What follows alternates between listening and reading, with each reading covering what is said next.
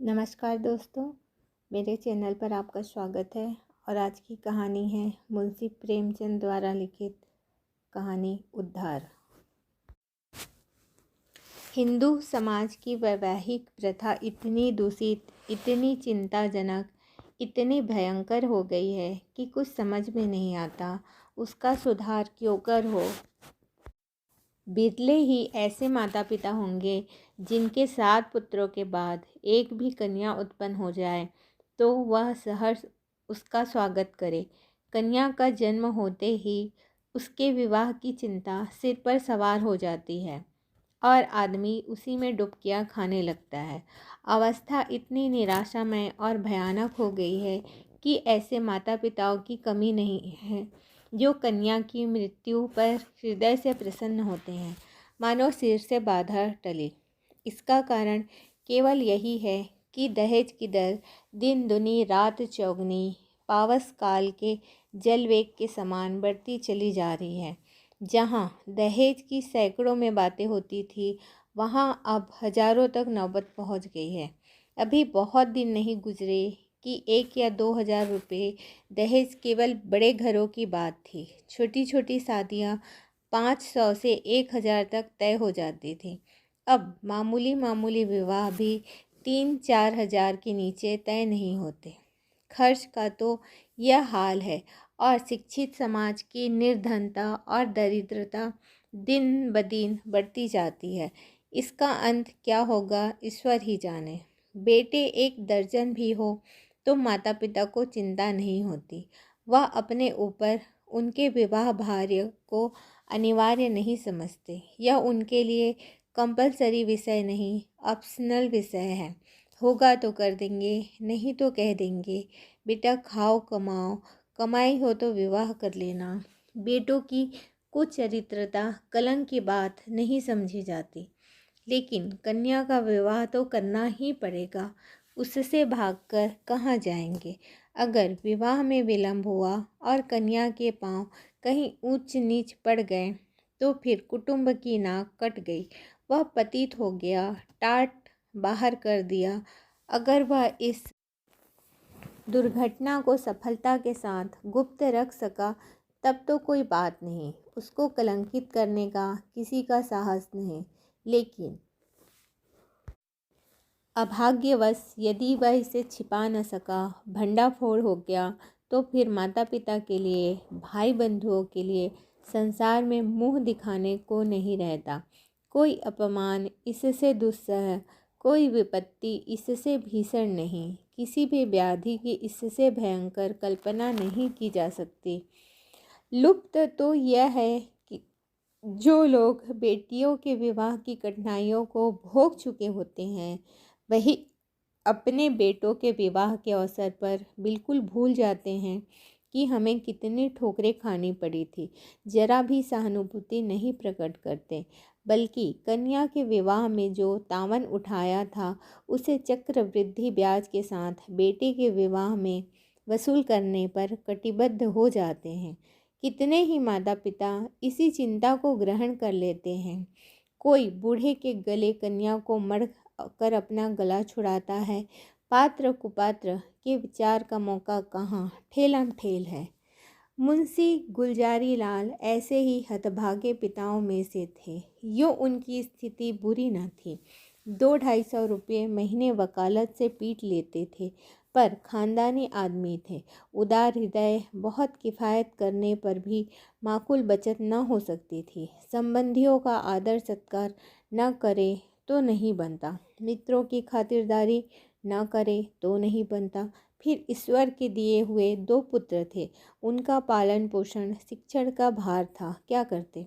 पहली कन्या का विवाह टेढ़ी खीर हो गया था। यह आवश्यक था कि विवाह अच्छे घराने में हो, अन्यथा लोग हंसेंगे और अच्छे घराने के लिए कम से कम 5,000 का तखमीना था। उधर पुत्री सयानी होती जाती थी। वह अनाज जो लड़के खाते थे वह भी खाती थी, लेकिन लड़कों को तो देखो जैसे सूखों का रोग लगा हो। और लड़की शुक्ल पक्ष का चांद हो रही थी। बहुत दौड़ धूप करने पर बेचारे को एक लड़का मिला। बाप आबकारी के विभाग में 400 रुपये का नौकर था। लड़का सुशिक्षित स्त्री से आकर बोले, लड़का तो मिला और घर बार एक भी काटने योग्य नहीं, पर कठिनाई यही है कि लड़का कहता है मैं अपना विवाह न करूँगा। बाप ने समझाया, मैंने कितना समझाया, औरों ने समझाया, पर वह टस से मस नहीं होता। कहता है मैं कभी विवाह न करूँगा। समझ में नहीं आता विवाह से क्यों इतनी घृणा करता है। कोई कारण नहीं बतलाता, बस यही कहता है मेरी इच्छा। माँ बाप का इकलौता लड़का है, उनकी परम इच्छा है कि इसका विवाह हो जाए, पर करे क्या। यो उन्होंने फलदान तो रख लिया है, पर मुझसे कह दिया है कि लड़का स्वभाव का हठीला है, अगर ना मानेगा तो फलदान आपको लौटा दिया जाएगा। स्त्री ने कहा, तुमने लड़के को एकांत में बुलवाकर पूछा नहीं?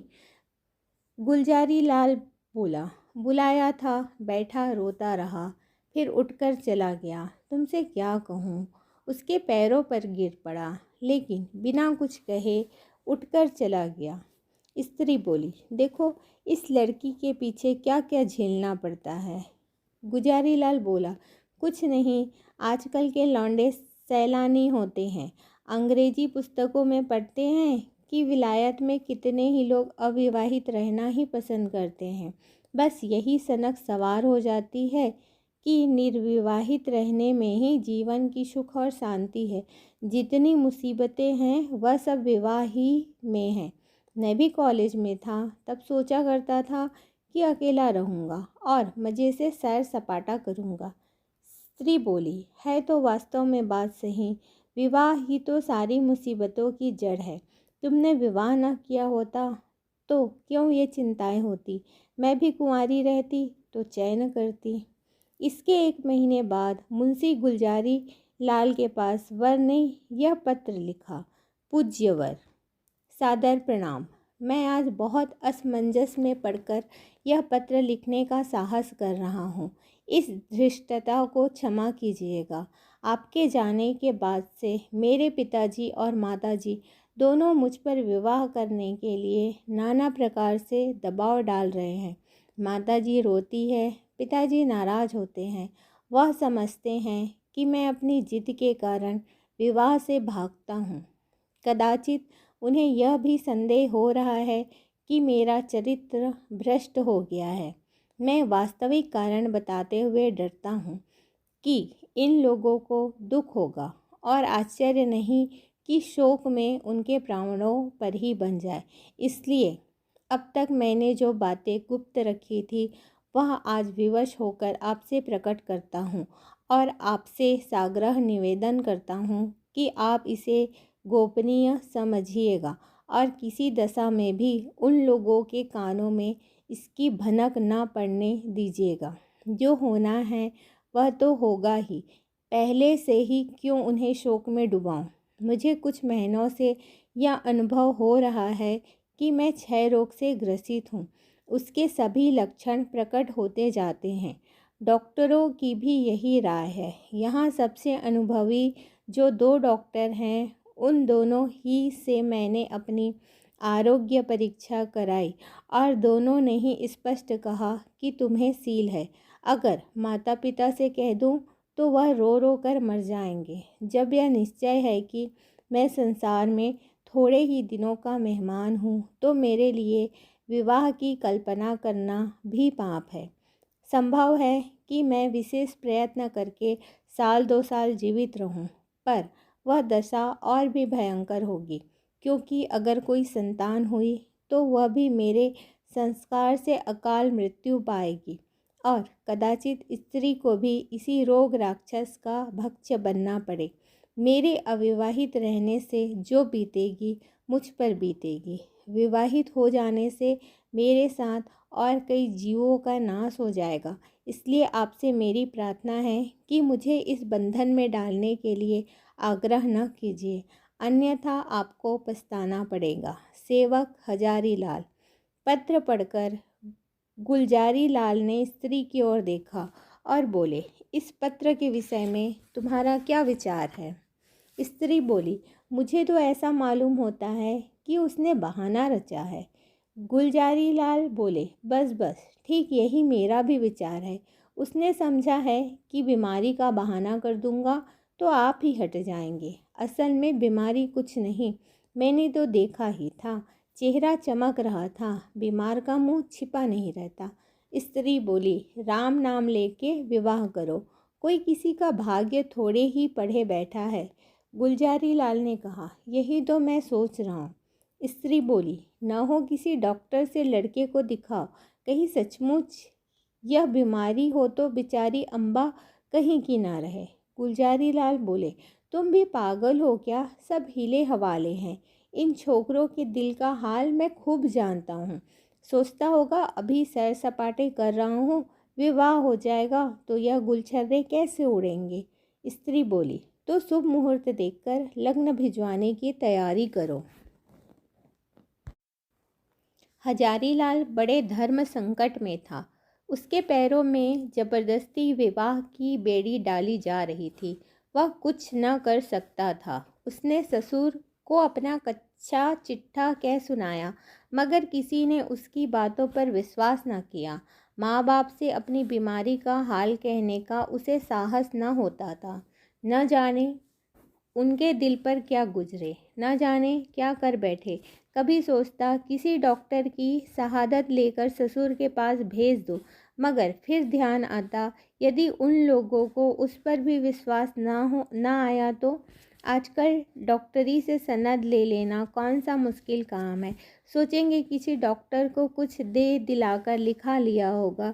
शादी के लिए इतना आग्रह हो रहा है। उधर डॉक्टरों ने स्पष्ट कह दिया है था कि अगर तुमने शादी की तो तुम्हारा जीवन सूत्र और भी निर्बल हो जाएगा। महीनों की जगह दिनों में वारा न्यारा हो जाने की संभावना है।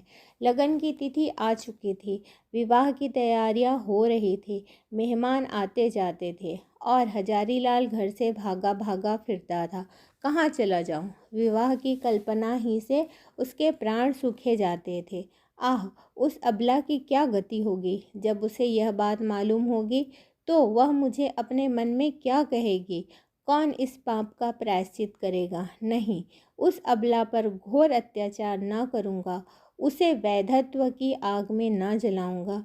मेरी जिंदगी ही क्या, आज न मरा कल मरूँगा, कल नहीं तो परसों, तो क्यों न आज ही मर जाऊँ। आज ही जीवन और उसके साथ सारी चिंताओं का, सारी विपत्तियों का अंत कर दूं। पिताजी रोएंगे, अम्मा प्राण त्याग देगी, लेकिन एक बालिका का जीवन तो सफल हो जाएगा। मेरे बाद कोई अभागा अनाथ तो ना रोएगा। क्यों ना चलकर पिताजी से कह दूं, वह एक दो दिन दुखी रहेंगे। अम्मा जी दो एक रोज़ शोक से निराहार रह जाएगी, कोई चिंता नहीं। अगर माता पिता के इतने कष्ट से एक युवती की प्राण रक्षा हो जाए तो क्या छोटी बात है। यह सोचकर वह धीरे से उठा और आकर पिता के सामने खड़ा हो गया। रात के 10 बज गए थे। बाबू दरबारी लाल चारपाई पर लेटे हुए हुक्का पी रहे थे। आज उन्हें सारा दिन दौड़ते गुजरा था। सामियाना तय किया, बाजे वालों को बयाना दिया, आतिशबाजी फुलवारी आदि का प्रबंध किया। घंटों ब्राह्मणों के साथ सिर मारते रहे। इस वक्त जरा कमर सीधी कर रहे थे कि सहसा हजारीलाल को सामने देखकर चौंक पड़े। उसका उतरा हुआ चेहरा, सजल आंखें और कुंठित मुख देखा तो कुछ चिंतित होकर बोले, क्यों लालू, तबीयत तो अच्छी है ना? कुछ उदास मालूम होते हो। हजारीलाल ने कहा, मैं आपसे कुछ कहना चाहता हूँ, पर भय होता है कि कहीं आप अप्रसन्न न हो। दरबारी लाल बोला, समझ गया, वही पुरानी बात है ना? उसके सिवा कोई दूसरी बात हो तो शौक से कहो। हजारीलाल बोला, खेद है कि मैं उसी विषय में कुछ कहना चाहता हूँ। दरबारी लाल बोला, यही कहना चाहते हो ना कि मुझे इस बंधन में ना डालिए, मैं इसके अयोग्य हूँ, मैं यह भार सह नहीं सकता, बेड़ी मेरी गर्दन को तोड़ देगी, आदि या कोई और नई बात। हजारीलाल बोला, जी नहीं, नई बात है। मैं आपकी आज्ञा पालन करने के लिए सब प्रकार तैयार हूँ, पर एक ऐसी बात है जिसे मैंने अब तक छिपाया है, उसे भी प्रकट कर देना चाहता हूँ। इसके बाद आप जो कुछ निश्चय करेंगे उसे मैं सिरोधार्य करूँगा। हजारीलाल ने बड़े विनीत शब्दों में अपना आशय कहा, डॉक्टरों की राय भी बयान की और अंत में बोले, ऐसी दशा में मुझे पूरी आशा है कि आप मुझे विवाह करने के लिए बाध्य न करेंगे। दरबारी लाल ने पुत्र के मुख की ओर गौर से देखा। कहीं जर्दी का नाम न था। इस कथन पर विश्वास न आया, पर अपना अविश्वास छिपाने और अपना हार्दिक शोक प्रकट करने के लिए वह कई मिनट तक गहरी चिंता में मगन रहे। इसके बाद पीड़ित कंठ से बोले, बेटा, इस दशा में तो विवाह करना और भी आवश्यक है। ईश्वर न करे कि हम वह पूरा दिन देखने के लिए जीते रहें, पर विवाह हो जाने से तुम्हारी कोई निशानी तो रह जाएगी। ईश्वर ने कोई संतान दे दी तो वही हमारे बुढ़ापे की लाठी होगी। उसी का मुंह देख देख कर दिल को समझाएंगे। जीवन का कुछ आधार तो रहेगा, फिर आगे क्या होगा यह कौन कह सकता है। डॉक्टर किसी की कर्म रेखा तो नहीं पढ़ते। ईश्वर की लीला अपरंपार है, डॉक्टर उसे नहीं समझ सकते। तुम निश्चित होकर बैठो, हम जो कुछ करते हैं करने दो। भगवान चाहेंगे तो सब कल्याण ही होगा। हजारीलाल ने इसका कोई उत्तर नहीं दिया। आंखें डबडबा आई। कंठावरोध के कारण मुंह तक न खोल सका।